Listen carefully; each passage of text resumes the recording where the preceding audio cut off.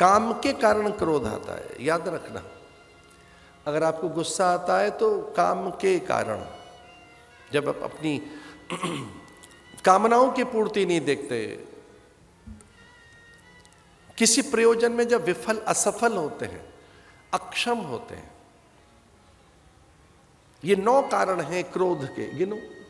जब अक्षम है, इनकैपेबल है, इनएफिशिएंट हैं, आप इनएफिशिएंट है ना, इनकैपेबल हैं, you are not so capable, आप हैंडल नहीं कर पा रहे। किसको? अपने अज्ञान को, अपने संशय को, अपनी विफलता को। कामना की पूर्ति के अभाव में ही क्रोध आता है, जब विषय की पूर्ति नहीं होती। जो भी आपके भीतर काम है, और काम क्या? प्लेजर, आप कोई प्लेजर ढूंढ रहे हैं, कुछ सुख ढूंढ रहे हैं। काम क्या है? कामेक्षा है क्या? सुख ढूंढ रहे हैं। मन दिन भर सुख ढूंढता रहता है। ध्यान रखना, मन काम से बना है।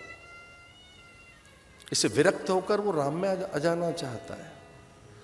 उत्पत्ति काम से हुई है मन की, इसे वो काम शून्य हो नहीं पाता, अकाम हो नहीं पाता, निष्काम नहीं हो पाता। इसी का नाम पुरुषार्थ है। मने मनुष्याणाम कारणम बंध मोक्षयो, मन ही मनुष्य के बंधन और मोक्ष का कारण है। और मन की उत्पत्ति काम से हुई है। मन चंद्रमा से पैदा हुआ है, चंद्रमा। बुद्धि सूर्य से पैदा हुई है, बुद्धि का स्वामी सूर्य है। और चंद्रमा से मन की उत्पत्ति हुई है। इसे जो उन्माद है वो चंद्र की किरणों से बहुत अधिक होता है। मनोवैज्ञानिक बताते हैं कि चंद्र की किरणों के कारण ही, चंद्र की चांचल्य किरणें ही व्यक्ति के भीतर के मनोवेग, उसके मनोभाव, उसकी उद्गिन्नता, उसके भीतर की प्रवृत्तियां, वृत्तियां को तय करती हैं। ये चंद्र कलाएं हैं। काम कि जब पूर्ति नहीं होगी, जब काम का अभाव होगा, वासना की पूर्ति नहीं होगी, ऐषणाओं की पूर्ति नहीं होगी, जब आप में, तब क्रोध आएगा।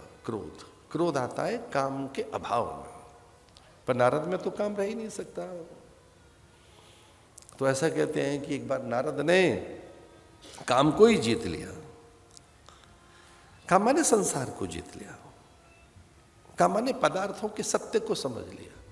काम का अर्थ है इसके परिणाम को समझ लिया।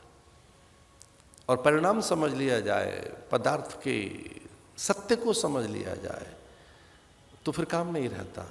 काम करते ऐषणाएं नहीं रहेंगी, फिर आसक्ति नहीं रहेगी, फिर प्रियता की चाह नहीं रहती। तो इसका अर्थ है फिर आप फीके से हो जाएंगे। ना, ऐसा नहीं है।